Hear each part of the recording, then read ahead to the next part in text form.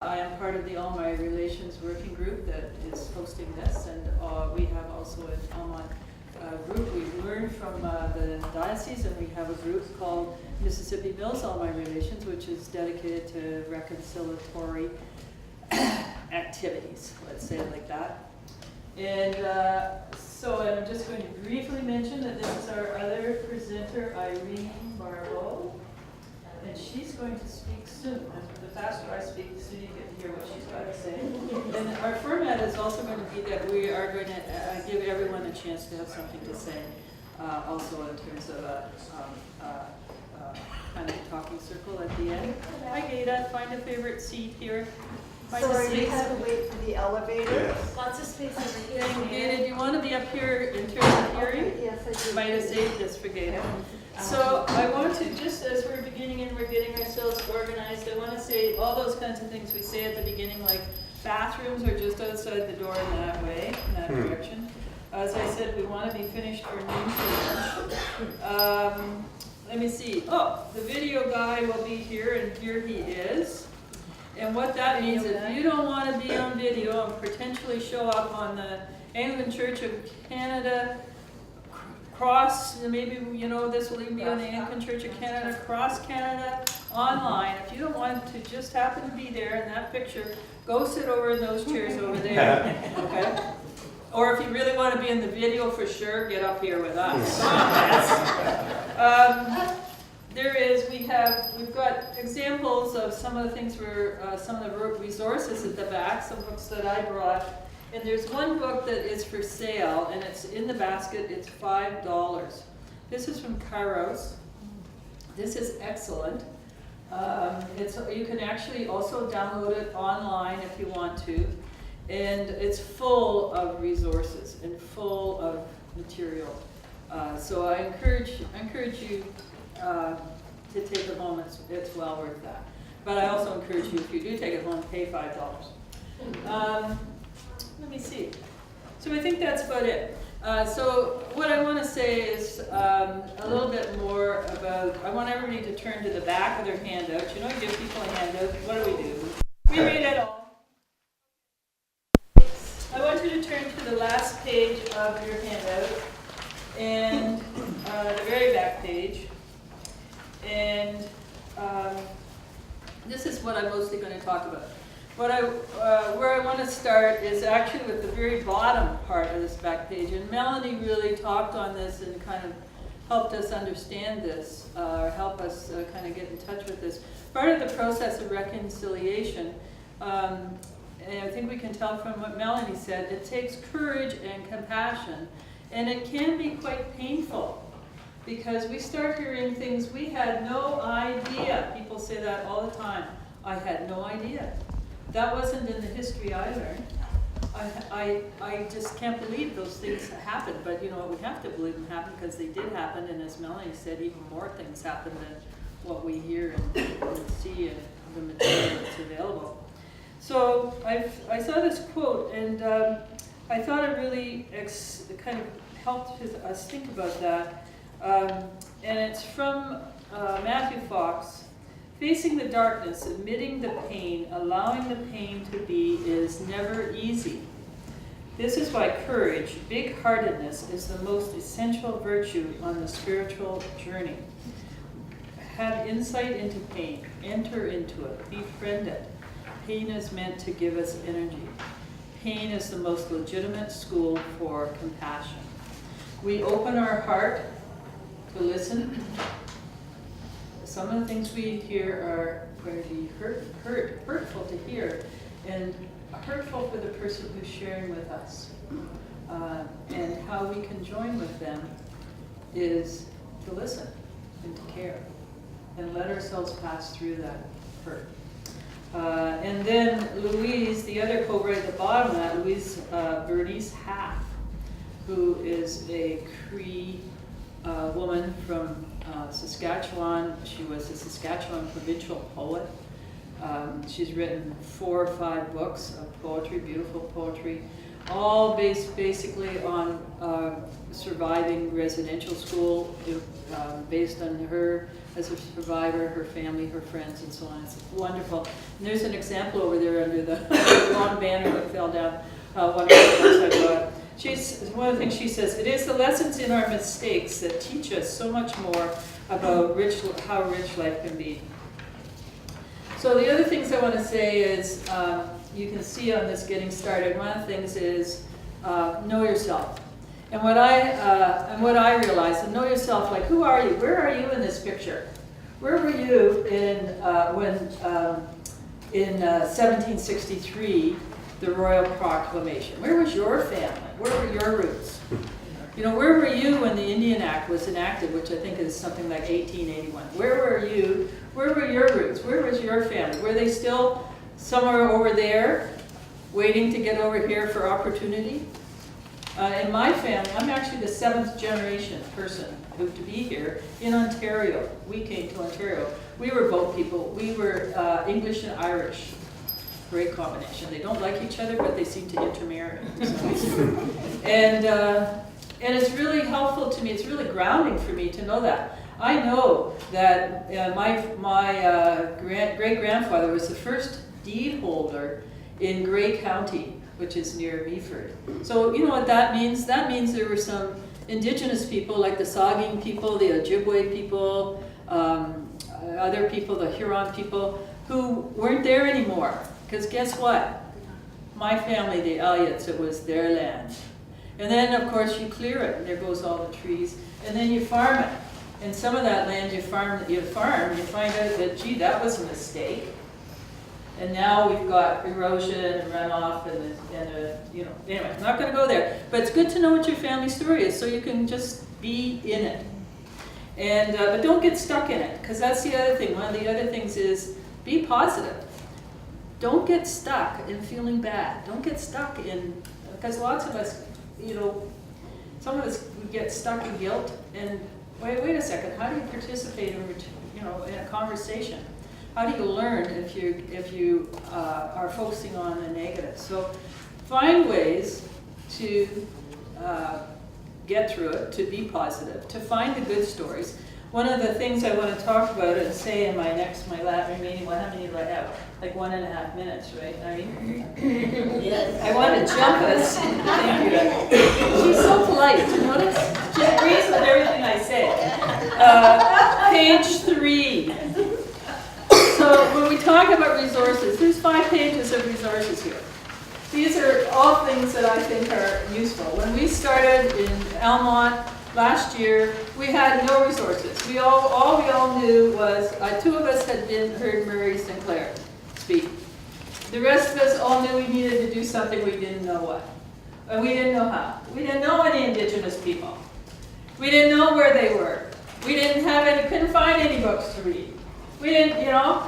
So here's a cheat sheet. You're getting 5 pages of cheat sheet. And what I would suggest for the fast start, if you haven't really gotten any information to access, I go to page 3. I would sign up for cbc.ca Indigenous News. I would turn on the radio and listen to Rosanna Deerchild. I would listen to the music. There's live streaming music. There's 4 bands of live streaming music on CBC Music. So I would do that. I would go and look at, you can get massive numbers of free videos from the National Film Board. Free. About all sorts of topics that are relevant to reconciliation. And all sorts of places, including Margaret's grandmother is in a little movie. Oh, yeah. If you really look hard for it. Yeah. I would go to the National Museum. Like, these things are just sitting there waiting for us, and you can take all your friends. You can do it as a family event. You know, you can have a parish picnic on the lawn at the National Gallery after you've been in to see all that amazing art that's in there now.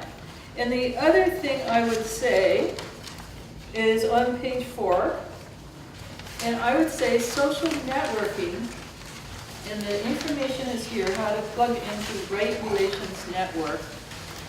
Plug into Right Relations Network, and you'll start to know about the events that are going on, issues, social justice issues, book signings, all sorts of things that are going on. So if you just did those 3 things, you'd be on your way.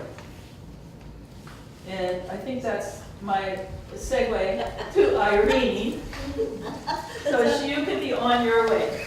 It's a hard act to follow. Oh, no, I think you can manage it. Yeah. You're up to it. You can do it. Well, anyways, just one addition to the resource thing. There's, I don't know, many of you probably know that APTN is a TV Yes, station. yes. And you want to know about local indigenous issues, you can go, I watch it all the time. It's only half an hour, so it's a very good source of local issues that are being talked about. So that's my source for daily up-to-date national, indigenous national issues. Anyways, my name is Irene Barbeau, and Niludit. I come from a family of church-going people and involved in churches on both sides of my family. My father was a minister. His name was Canon Reverend Redfern Ludit in the Diocese of Moosonee. And he came from a long line of church people that were helping. Like, they were called catechists, but now we know them as lay readers. And also on my mom's side, her family were very involved in the church, and there were many generations of catechists in the church back into the 30s. So seems like my role was to carry on with their work, but in a different fashion. So I'm here today to talk about some of the stuff that I know is important today. And I belong to the Fort Albany First Nation, just below Ottawa. And my number is Albany 1835. That's the number that the government assigned me. And nobody else is entitled to use it. I'm all by myself on that number. I have 2 daughters, and they were also assigned a number. I don't know what their numbers are. But that's the way the government identifies Aboriginal people, by giving you a band, in this case Albany, and a number. So 1835 is a number that is ingrained in my head, because I lost my status as a Native woman when I married my non-Native husband. But truly in my heart, I even got a little card from Indian Affairs to say that I was no longer an Indian. But I didn't care, but I carry it with me because I truly knew in my heart who I was, so I didn't need a piece of paper to tell me who I was. So, and I was very young at that time. I was in my 20s when I got that information. And every so often I look at it and say, oh my God, I come a long way from that crazy little green card that I got from the affairs. So I know what Melanie was talking about in terms of racism. I went to high school in Sault Ste. Marie from grade 8 to grade 12 in the early 1960s. And there was a lot of racism there. But I personally ignored it because I didn't have time to waste on something negative, because I knew who I was and I was grounded. And I know a lot of that strain, even though I was only about, let's see now, I would have been 13, 14. But I left home to go to residential school when I was 9 years old. And I was in the system for 11 years. And I graduated from high school in 1963. And started working both at the federal and local levels of the federal government. So I was fortunate to get good employment. But back in the day, before anybody talked about residential schools, I belonged to a group of survivors called the Children of Shinwalk Alumni Association. I was one of the co-founders, and the purpose of that group was that the school that I went to, Shinwalk Indian Residential School, actually still stands, and it was bought by the provincial province and made it into a university, but they left the core of the building where I used to live there, and they added around to it, and it's called Algoma University. And back in the day, some of the students there wanted to gather because they were going to do something to the building, and we didn't want it. So one of the chiefs from Garden River said, call the survivors that used to live there, because they're the ones that'll care what happens to this building. So in 1981, we had our first gathering, and we had 500 former students, their families, the church staff, and the local Anglican Church organized one, and it was a happy, happy thing. And we all came together and renewed our friendships with a lot of my friends that I call my sisters and brothers, because that's who they were. Like, I had a brother next door, but I was not allowed to have any contact with him. So as a result, we were all in the same boat. So we call ourselves sisters and brothers. I have many sisters and brothers in that way. So, and then the students were so happy about the gathering, they wanted another one, but one didn't happen until 1991. And then 1991 was a happy one, but that's when all the ugliness reared its head. All the stuff that the students had experienced there all came out. But we had the proper venues to deal with some of that stuff. So it was a big shock to everybody. But for some reason or other, we had, I had an album. I was fortunate in that I had a little brownie camera, and I used to take pictures of the kids and around the school, and I had that album and I brought it with me, and everybody was all happy to see it because they had no pictures of themselves when they were there, and some of the family members wanted copies of their father or mother or sister or brother or even grandparents. So I gave out a lot of pictures, and one of the things that was so amazing out of that album in of itself was that it began a healing journey for some of the students, because they had to start someplace, and a lot of them say, why was my mother the way they are, or why is my father the way they are? So these pictures became very valuable as we did a lot of other circles, like healing circles, talking circles, sacred circles, conferences, gatherings over the years. And I'm still involved in it. Been doing this work for 37 years, long before anybody ever heard about the residential school. So I've done my journey. And it's taken like 37 years, actually. I learn something every time I go to a venue and things like this. I don't cry anymore about anything. I've done it. I've done my crying back when. And any of the stuff I see about residential schools does not affect me in any negative ways, because I did my journey, and it's an ongoing journey, because there's always something that comes up. And especially with the TRC recommendations, 94 actions and recommendations. So I'm very involved in that as well with the churches, because how I got involved with the churches was that I belonged to Good Shepherd Barrhaven, in Barrhaven, and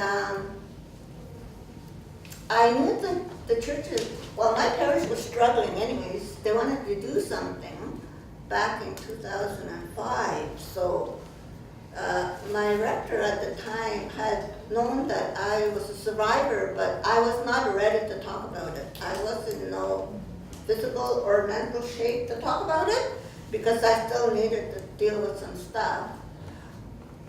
Not abuse, but separation from my family, like separation from my parents, my siblings, my aunties, my grandparents, and my cousins. And I come from both sides of my family came from big families.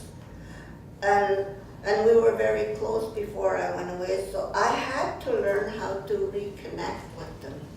As an adult, I think I was about 30, somewhere 40, early 40s, when I realized that I had been separated, and I had a certain connection to them when I was 9 when I left, and then there was this big gap, and I got married and moved away and stuff like that. But I knew I had to connect with them in a deeper way, like emotionally, which I hadn't done, which I hadn't bonded. So I thought, you know what? I may be 30 or 40. There's no reason why I can't do that journey. So as a result of these things I was doing and think about it at nights and stuff like that, that's what I did. And to this day, I'm still doing it because I come from a family of six children, 3 boys and 3 girls. So we have been ongoing connecting with each other. Only the 3 oldest ones in my family went to residential school. So those are the ones that I got disconnected with because we weren't allowed to talk to each other when we were in the same residential school. Although we were in the same building and the same ground, we weren't allowed to play with each other. We had to just sort of sneak ways of how to connect with each other. So, and then as a result of, I was the first one to leave because I'm the oldest in my family, so I kind of lost contact with my youngest siblings because I was gone when they were born, but I only saw them in the summertime for 2 months, in July and August. So that's a work in progress with the young ones because they live someplace else. We're all over the place. So, but I think going back to what Melanie said is, who am I in this situation? You know, that's a good question, and I think for the non-Aboriginal Canadians, that's, I think, a good start. It's a good place to start. It's better than nothing. You know, got to start somewhere. So that's a good question. And the resources that we have here for you is going to help in some way to understand how the system really works. But you can't be listening to a survivor because that's what sticks in your face. You can talk about the residential school and read about it, but it's not the same as placing a face to that system. And I learned that a long time ago because I was a bit of a defiant kid when I was growing up because we weren't supposed to speak our language. And I thought to myself, I must have been maybe 12, 13. I said, you know what, they're not going to take my language away from me. I am not going to stop talking. I don't care if I get into trouble. I found ways to speak. So that's what I did. So I speak my tongue fluently to this day. Because of that decision I made years ago, I said, nobody's going to tell me I can't speak my language. That was my first language. And I didn't speak English until I was 7 years old. So, you know, and subsequently, over the years, I learned that everything of your being and your culture comes from the language. If you don't have the language, then you got nothing. But there's a lot of survivors who are still doing the journey, and everybody is at a different place in their journey. Some take longer, and that's okay because that's their being, or some people do it more quickly, like I did, but only because I was doing the work that I'm doing now, talking about it. I get invited a lot to churches to talk about whatever the rector wants me to talk about. They give me a topic, and I said, oh, okay, I'll come and talk about it. But they always call them sermons, but I don't like the word sermon, because to me, I'm not used to saying sermons, so I call them reflections. It makes me feel more comfortable. And that's how I deal with it. So I go to a lot of churches, both in, not just necessarily the Anglican Church. I've been invited to speak to the United Church in Barrhaven, and I even got invited to talk to a bunch of, I think there was 25 Catholic bishops And I was the only female there. And it was all, oh my God, that was kind of scary. They had us sitting up here, and then below was all these men with this black and white. No, they had the purple collars because they were all bishops. And I thought to myself, oh my God, what did I get myself into? How the heck did I get here? So they wanted to know how to deal with racism. So, and there seemed to be some kind of, like, there was a bit of confusion who was supposed to speak first. So I spoke up and I said, I guess I'll speak first because I'm the only lady here in this room. We had a good discussion. And my husband was still alive at the time, and he said to me, it was in a Gatineau someplace, this beautiful resort near Montreal. He said to me, how the heck do you get yourself into these things? And I said, I don't know. I said, I'm not looking for this stuff myself. I'm not home, I get a phone call. They say, can you do this? Father Darrell was the one that got me there. And I said, oh, I guess I'll go, but I didn't know it was all bishops. I thought it was like clergy, like the priests. Oh my goodness. And then I said to my husband, well, how do I address the bishops? He goes, you kiss their hands. You kiss their ring? I said, I am not kissing anybody's ring. I don't care if it's a bishop because I don't have to kiss my bishop's ring, so I'm not kissing nobody's. But fortunately, I didn't have to kiss anybody. Or I wouldn't want to. I wouldn't think so. But that was an interesting day. So, oh, Lordy. So, and also I go into elementary schools as well. I get called to go to the schools. It depends on the age group. I talk about the residential school, the whole system of itself. If they want me the overall picture, I do that. It's up to the teacher, or they want me to talk about my personal story. And I've also been invited to a Muslim school in Bounds Corners to speak to, and I did that a couple of weeks ago, and I have 2 more sessions with different grades. So that's basically what I do. Plus, I'm very involved with Shepherd Barhaven. My priest is here, Father Stephen Silverthorne is my rector. So he said to me, I said to him, you haven't been advertising this thing. Well, what's wrong here? He goes, well, I said, he said to me, can I come? I said, of course you can come. Send your money. Said, $20, that's going to cost you. 30 if it was just He tends to lose time. So he's here and one of the parishioners. So it is I enjoy doing these talks because I like to lighten it up a bit because it could be a very, very dark story, shall we say. And it is dark, but I don't sugarcoat anything. I tell it the way it is. And that's the way that people should hear it. There's no denying what happened there. And it took 150 years to get to where we are. And it'll probably be another 150 years before reconciliation. I don't think is going to happen in my time.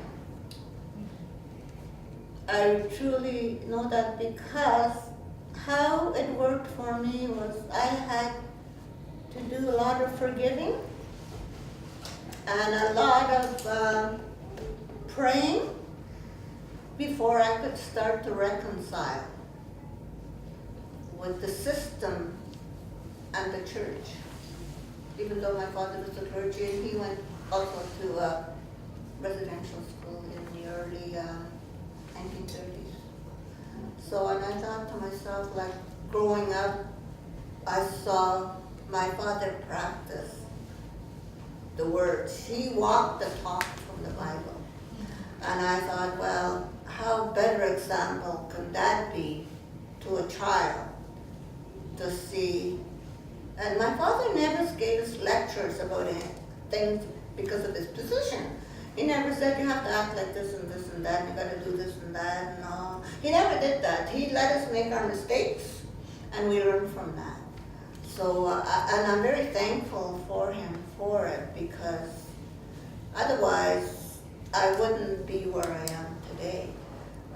And I married a non-native person who is French, but we didn't speak French. So, I like to do things in a very inclusive way. I think you understand it more to be inclusive when you have experienced racism. Racism is very alive and strong in Canada, and the thing about it is very, very subtle. The racism is subtle, and I've experienced it many, many times in my life. Even as an adult, I experienced it, because if I was with my husband, I never experienced it. But if I was by myself or with other Indigenous people, that's when I experienced it. But I didn't pay any attention to it. Or if I did want to do something, I'd say, okay, I'm going to the top honcho. I don't want to deal with the little ones here. I'm going to the top to talk, to make the complaint, because that's where the decisions are made, at the top. And one of the things I also tell people is, if I'm in a group where all clergy or other church-going people, I always look for the people with the purple thing there. And I go right up to them and I introduce myself. Hi, I'm so-and-so, I do this. And I said, because they're the ones that makes things happen. Because if I go down here with the clergy, he's not going to go there, for whatever reason. So I said, I want him to hear it firsthand from my mouth. And that's what basically I do. And it's worked really well for me. I call that networking with head honchos. Father Stephen always teases me. He says, Erin, you have friends in high places. I said, no, I don't. He said, yes, you do. I said, okay. I said, there's a purpose for it when it comes in handy. So it's not being disrespectful or anything. It's just trying to get the right person to do something that needs to be done. That's my purpose for doing that. Yeah, I learned that a long time ago when I used to work in the federal government, and I retired in 1997 from the federal government.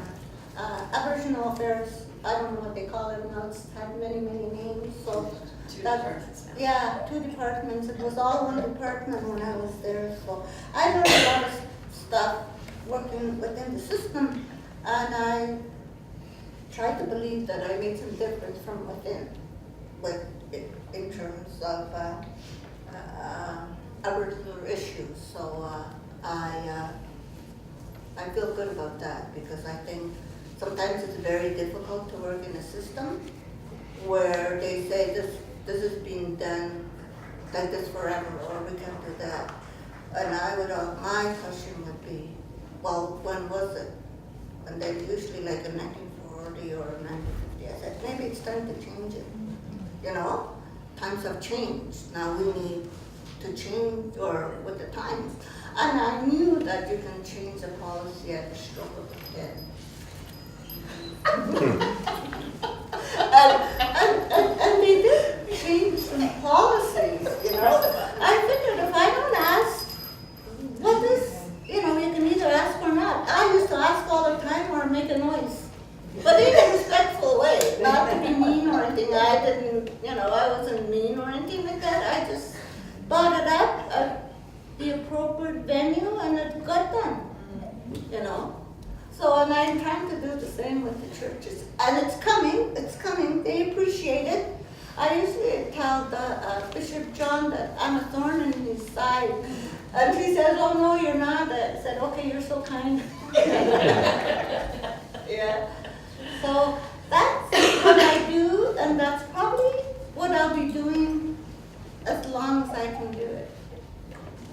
So I'll be around for a while, so, Could I ask a quick question? Yeah. So when the Council of Bishops that you spoke with, Yeah. when they asked you what they could do about racism, did you suggest they read the gospel? No, I didn't.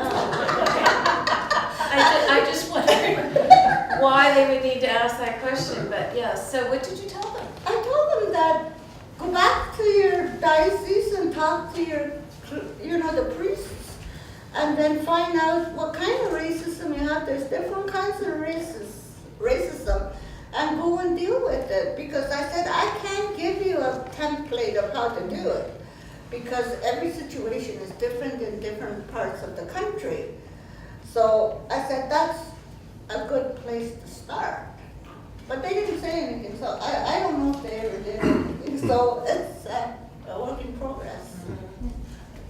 Your parents, were they Indigenous? Yes, The both of them? yeah. Oh, and where were they?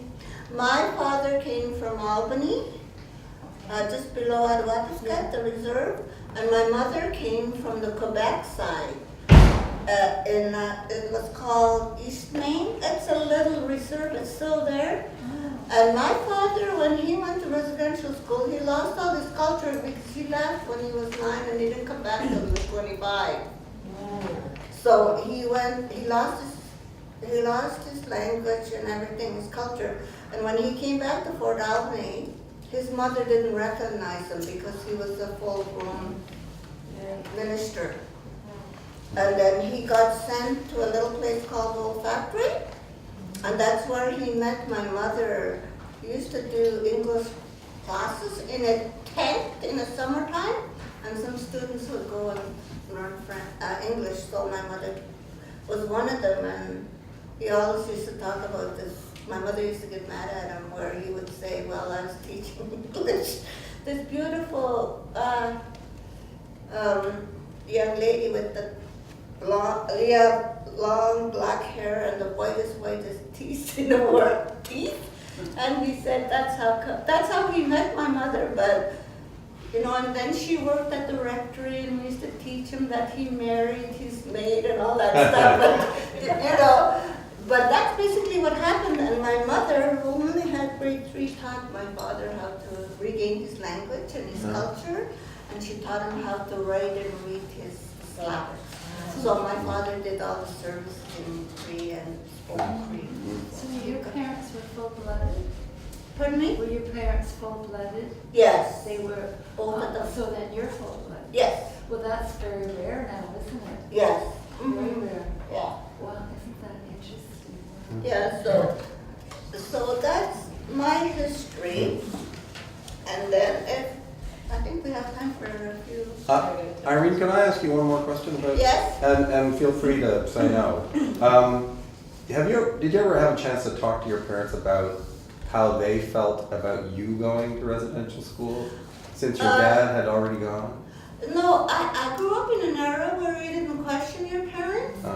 Okay, but my mother told me years later that the reason why we got sent away was that the local school only went to grade 3. So if we wanted to go any further, we had to go away out of the reserve, because these were flying communities. And my father said that he knew that education was the way to go, because he was educated himself. Like, he went to the University of Toronto, and from there he went to Wycliffe College for the theological college. And when he went back, that the natives were economically not very viable, and he knew that education was the way to go. So he wanted all 6 of us to be educated so we can be contributing citizens to Canada. And residential schools was the only way that... That was the only way to do it, yeah. So basically that's what happened to my family, but everybody else has a different story. Yeah. So, based on that scenario, I never resented my parents for sending me away, because I felt that I was doing what they wanted me to do. Where was your school? I went to the first residential school I went to was in Moose Factory. Moose Factory. Moose Factory. It was called Bishop Horton Residential School. Then I changed to Horton Hall. And when I was, then my parents had to decide, should I be going to high school? So in order to go to high school, I had to get transferred to Sault Ste. Marie, Ontario, to Shinwak Indian Residential School because it was an Anglican run school. Because you put all the, we were divided, when I say students, we were divided by our faith.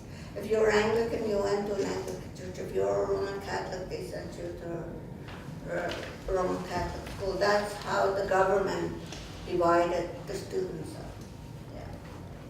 So the last one that I graduated from in Sault Ste. Marie, Ontario, and I will be going, there's a big gathering there this year where they restored part of the building to its original structure. And we have an archive there too that has a lot of material you can get online. It's called the Shinwak Project. So, but before I conclude, I wanted to show this.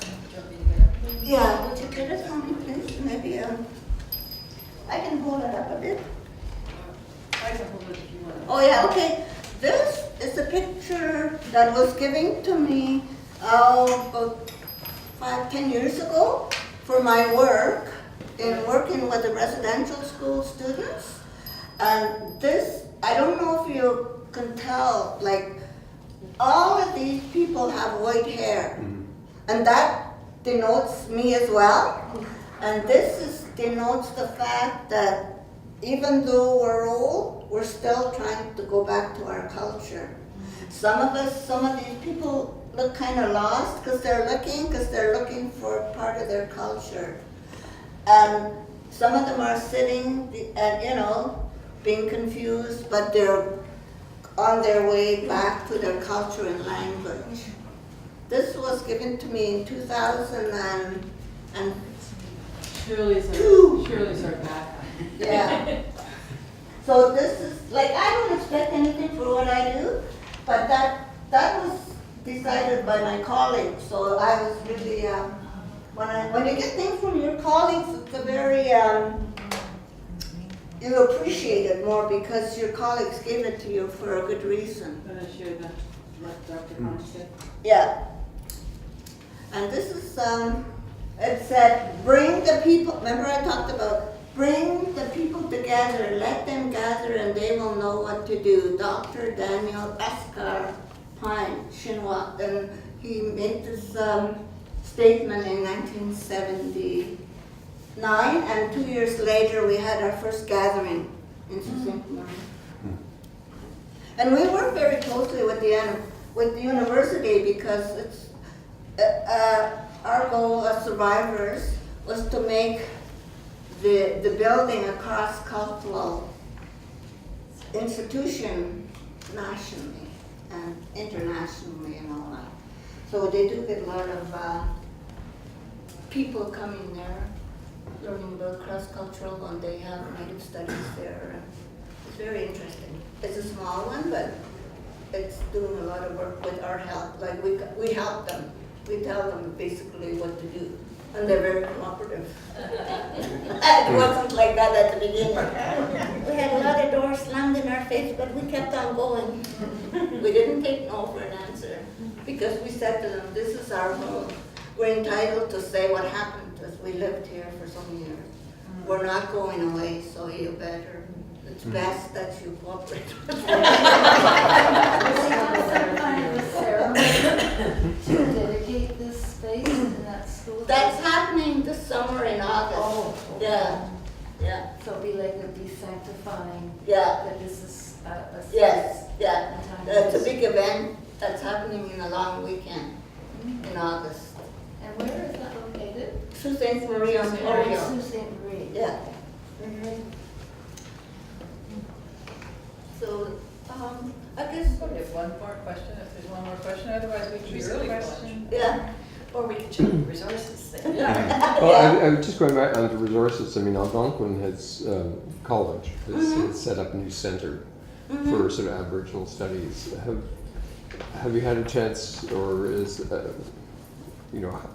that a center that we should also use as part of this sort of. Anything that's related to Aboriginal issues or whatever, anything that's available is good. Like, I've collected some of the stuff and places, having done this work for 37 years and knowing where to get the information. It took me a long time myself to find out where to get these resources, you know? Yeah. So I can speak a little bit more about the resource list if that's helpful. Yeah. Partly what I've done is, like I said, selected things that are helpful. And the whole point, my whole point, I'm a retired social worker, so it might color my view. But my whole point is to find your own passion. You know, find what is it that you're curious about. You know, what is it that calls you? Because you will go out and you will buy that book and you will read it. So this is a book that called me, I bought it, I read it, I wrote to the woman and said, this is a fabulous book. And I picked out, and I'm kind of a booky person, but when you look at this, find your passion. There's something that draws you. Maybe you're a geographer. Figure out where the voyagers went, where the Métis were. Find where these reserves were. Look at what that land was. What was the territory? If you're a geographer, you know, you don't need to worry about some of this other stuff. But find your passion and find some other people who share it. And there are people here like Karen, who is a regular at St. Paul's Elmont Anglican Church. And there's me, and I go there once in a while. I'm not actually an Anglican. Get that. I am an ally of Anglicans. Because the folks, and I live in the parish. In our parish, there's a group of us, Karen and some other people, and people like me, I say, we came in off the sidewalks. There's a woman here, University of Women, like what groups are you in? Find one or two people, they don't have to be in your parish, who got the same interest and who say, you know, we got to do something. And then build on your passion, whatever that is. And I picked out 3 books here to say, this is a book about William Commanda, Grandfather William Commanda. I call him the spiritual elder of the Algonquin people. He's no longer in this lifetime, in this body, although I'm sure he's around regularly. And this is a beautiful book about, and if you read this, you get a little window into, if you're not an Algonquin or Indigenous person, you get a little window into what would a spiritual elder be like. And he would be a relative of Barbara's this morning, and lots of other people. So that's one book that is exciting. And I got this book because this is another Algonquin woman who, like many people, spent a lot of her life kind of disenfranchised for various reasons. And she wrote something called Claiming Anishinaabe, figuring out who she is, decolonizing. This is what it looks like if you grew up in downtown Toronto with Aboriginal roots. And then and she has to decolonize herself, let alone help us get decolonized or converse with us so we figure out that, oh, this is still going on. So you know, find what calls you. This is another Algonquin-based person. This is what someone's saying right now. Someone who's been to the Supreme Court of Canada and about the Indian Act, which still disenfranchises women because they married even though their brother married a non-Indigenous, because he's still considered an Indian under the Indian Act, and she, if she didn't, isn't. So anyway, and the third book that I've showed you under resources is an amazing book, because you think, what am I going to tell my grandkids? Well, you know, they're starting to take stuff, the history in school, they're starting to tell us stuff, depending on your school board. And this is an awesome book that's good for everybody. If adults can read it and go, wow, I didn't know, and that's interesting. And it's really could be a textbook for, I don't know, grade 7s, something like that. So it's kid accessible, and it's got, if you're like me, secretly I am a geographer. I just started out sidetracked with some other things. It's got pictures of places and people and so on. So a great book. It's really up to you. There's lots of places to plug in. There's lots of people to help with.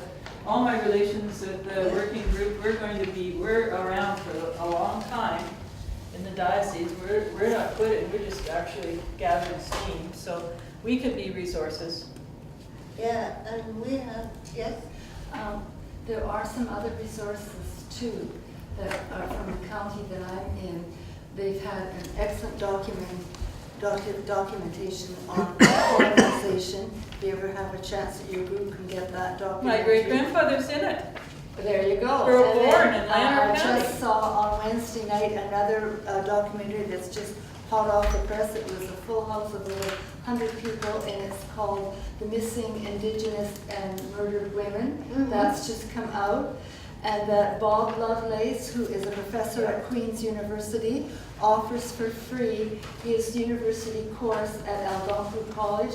It was the most outstanding Canadian history of 150 years of Indigenous, and it's mind-boggling because of the research that he presents in this course. Is just every Canadian should have access to this course, and he just loves speaking to us.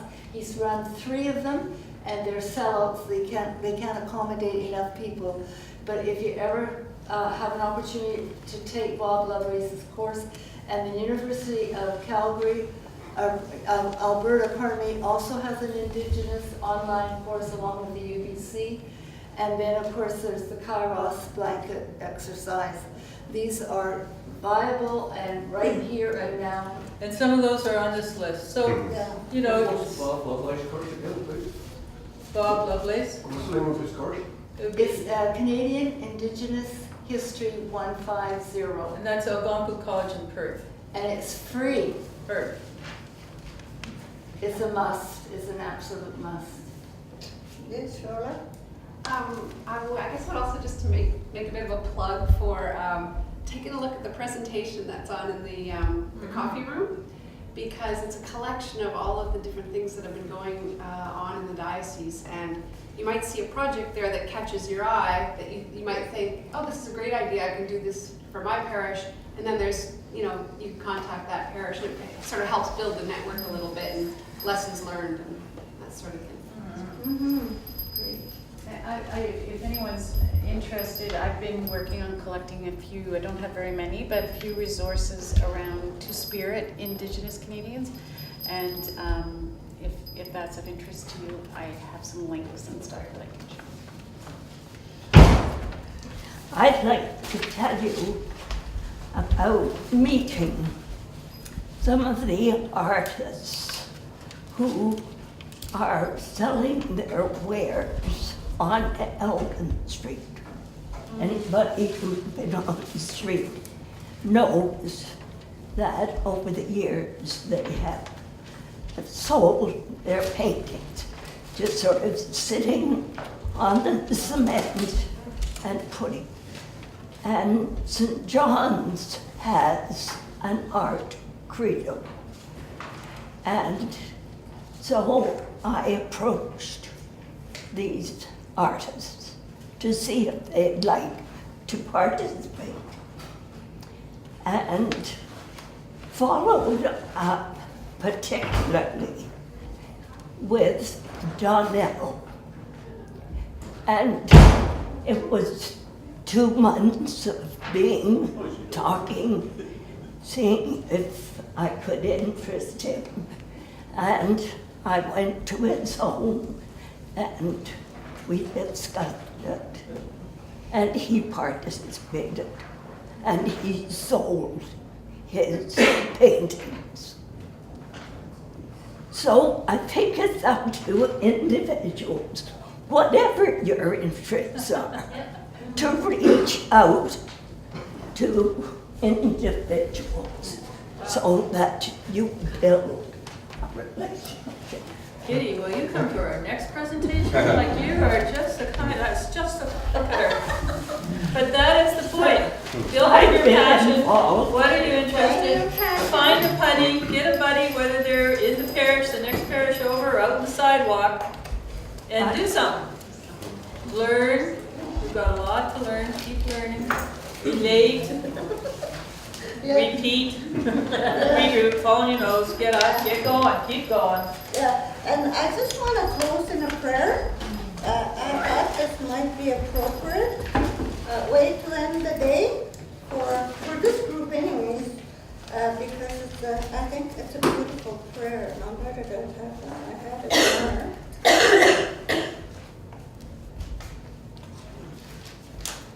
Oh yeah, here it is. It's, maybe we could stand.